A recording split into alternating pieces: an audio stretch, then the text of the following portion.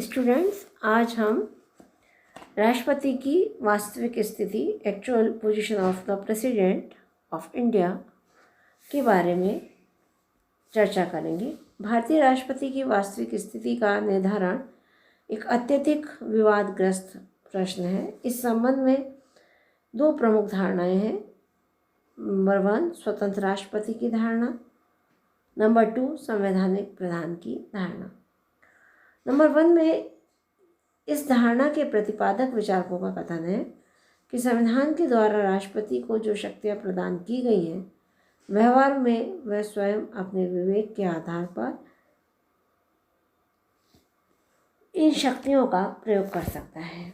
अनुच्छेद 53(1) उपबंधित करता है कि संघ की कार्यपालिका शक्ति राष्ट्रपति में निहित होगी तथा वह इसका प्रयोग इस संविधान के अनुसार या तो स्वयं या अपने अधीनस्थ पदाधिकारियों के द्वारा कराएगा।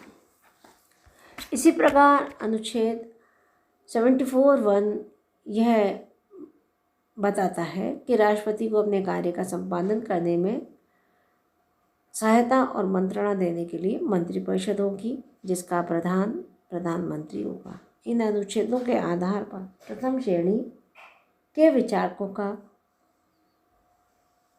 कथन है कि राष्ट्रपति मंत्रिपरिषद की सलाह मानने के लिए बाध्य नहीं होगा और राष्ट्रपति चाहे तो वास्तविक शासक बन सकता है।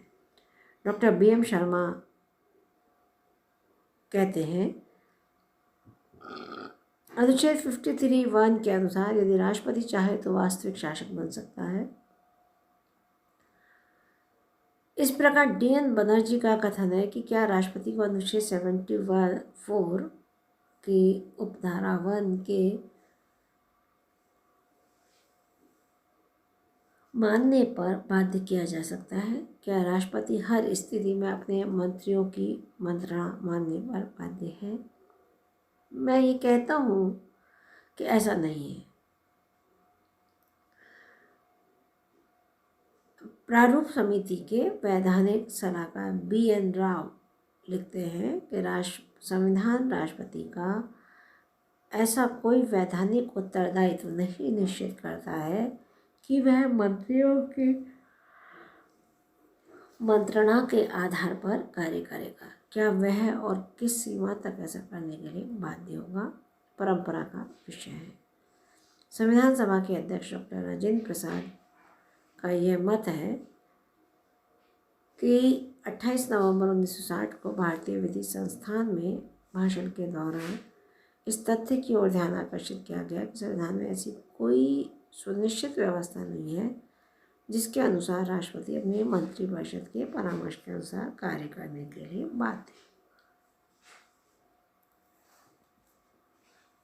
उन्होंने प्रश्न किया, ब्रिटिश और भारतीय संविधान में अंतरों को दृष्टि में रखते हुए क्या भारतीय राष्ट्रपति के ब्रिटेन के सम्राट के साथ संपन्न समानता करना उचित है? उन्होंने इस आवश्यकता पर बल दिया कि वैधानिक पद्धति से इस संदर्भ में अध्ययन और परीक्षण होना चाहिए, जिससे राष्ट्रपति के कार्य और शक्तियों की सीमाओं का आभास हो सके।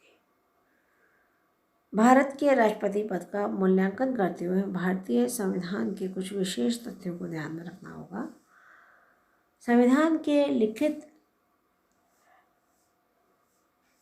प्रावधान, इस पद की निर्वाचित प्रकृति, भारत की संख्यात्मक व्यवस्था और संविधान की सर्वोच्चता, इन तथ्यों की अवहेलना नहीं की जा सकती और इनके आधार पर कहा जा सकता है कि भारत में राष्ट्रपति की स्थिति वैसी ही नहीं है जैसी कि ब्रिटेन में सम्राट की है और कुछ परिस्थितियों में संविधान के संख्यात्मक लक्षणों को बनाए रखने के लिए राष्ट्रपति के द्वारा विवेक के आधार पर कार्य किया जाना चाहिए। 1967 में जब राष्ट्रपति पद के चुनाव हुए, उस समय राष्ट्रपति पद के उम्मीदवार सुब्बाराव और उनके समर्थकों के द्वारा स्वतंत्र राष्ट्रपति की धारणा का प्रतिपादन करते हुए कहा गया था कि राष्ट्रपति केवल एक वैधानिक प्रधान नहीं है और उस पर संविधान की व्यवस्थाओं को क्रियान्वित करने का विशेष भार है। इस पक्ष के प्रतिपादकों का कहना है कि राष्ट्रपति को संवैधानिक प्रधान ही बनाना था, तो राष्ट्रपति को कुछ ऐसी शक्तियाँ क्यों दी गई जो अध्यक्षात्मक प्रणाली के राष्ट्रपति को दी जाती हैं। नेक्स्ट इसमें है संवैधानिक प्रधान की धारणा। दूसरी ओर ऐसे लेखक और विद्वान भी हैं जो ये मानते हैं कि यदि संविधान राष्ट्रपति को स्पष्ट शब्दों में मंत्रिपरिषद का परामर्श मानने के लिए बाध्य नहीं करता, फिर भी संविधान में प्रयुक्त वाक्यांशों से स्पष्ट है कि उसे ऐसा करना ही होगा। संविधान सभा की प्रारूप समिति के अध्यक्ष डॉक्टर अम्बेडकर ने इस संबंध में कहा है कि राष्ट्रपति की वही स्थिति है जो ब्रिटिश संविधान में सम्राट की है। वह राष्ट्र का प्रधान है, कार्यपालिका का नहीं। वह राष्ट्र का प्रतिनिधित्व करता है, उसका शासन नहीं। वह साधारणतया मंत्रियों के परामर्श को मानने के लिए बाध्य होगा। वह न उसके परामर्श के विरुद्ध कुछ कर सकता है और न परामर्श के बिना ही।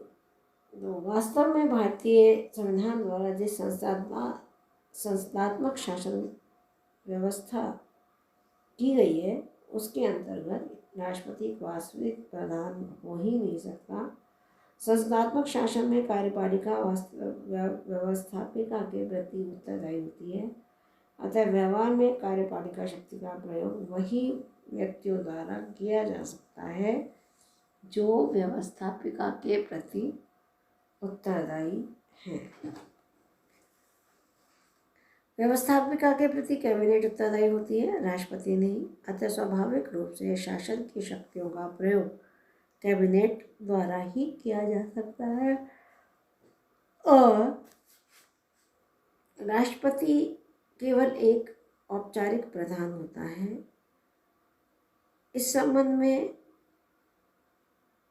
कुछ अन्य तथ्य हैं कि यदि राष्ट्रपति जानबूझकर मंत्रिपरिषद की परामर्श की अवहेलना करता है तो वे उसे त्यागपत्र दे देंगे, जिसके परिणाम स्वरूप संवैधानिक गतिरोध उत्पन्न हो जाएगा।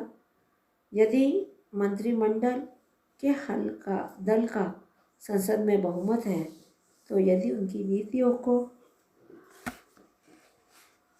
सार्वजनिक समर्थन प्राप्त है तो राष्ट्रपति के लिए त्यागपत्र देने वाले मंत्रिमंडल के स्थान पर दूसरे मंत्रिमंडल का निर्माण करना कठिन होगा।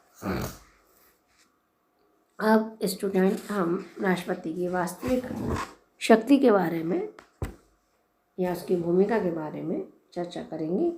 भारतीय संविधान का लगभग 68 वर्ष का कार्यकाल इस बात का प्रमाण है कि राष्ट्रपति के पद का विकास संवैधानिक प्रधान की दिशा में हुआ है।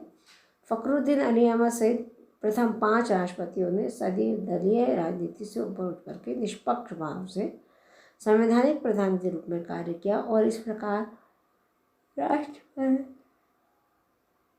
एक गौरवपूर्ण तथा निष्पक्ष राज्य अध्यक्ष बन गए।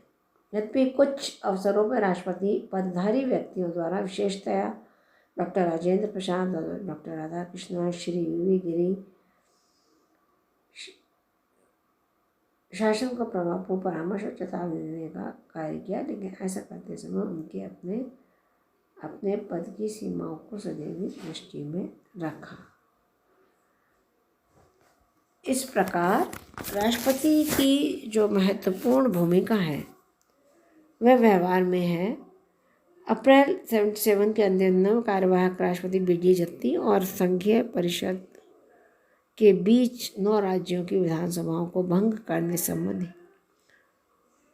प्रस्ताव के विषय में अशोभनीय विवाद की स्थिति उत्पन्न हो गई, लेकिन अंत में श्री जत्ती तथा उसके पद की संवैधानिक सीमाओं को स्वीकार करते हुए मंत्रिपरिषद के परामर्श को स्वीकार कर लिया गया। समय समय पर इसमें आंशिक संशोधन होते रहे। जैसे 44वें संवैधानिक संशोधन से प्राप्त स्थिति या शक्ति का भारत के संवैधानिक इतिहास में अब तक 2 बार प्रयोग किया जा सका। पहले तो 97 में केंद्रीय मंत्रिमंडल ने राष्ट्रपति को उपराष्ट्रपति में शासन लागू करने का, उत्तर प्रदेश में राष्ट्रपति शासन लागू करने का परामर्श दिया। 2 सितंबर 1998 में जब बिहार में राष्ट्रपति शासन लागू करने का परामर्श दिया गया, तब इन दोनों ही अवसरों पर राष्ट्रपति ने 44वें संवैधानिक संशोधन को आधार बनाकर मंत्रिमंडल को अपने निर्णय पर पुनर्विचार करने के लिए कहा और मंत्रिमंडल ने अपने परामर्श पर पुनः विचार करते हुए दोनों ही अवसरों पर उसे वापस ले लिया। तो स्टूडेंट, इस प्रकार राष्ट्रपति की महत्वपूर्ण भूमिका वास्तव में सिद्धांत और व्यवहार के आधार पर यह कहा जा सकता है कि राष्ट्रपति भारत राज्य का संवैधानिक प्रधान ही नहीं है, और इस संबंध में ना तो स्वतंत्र राष्ट्रपति की धारणा को अपनाया जा सकता है, ना ही इन धारणाओं को अपनाना भारत राज्य के संवैधानिक व्यवस्था के हित में होगा। आज के व्याख्यान में इतना।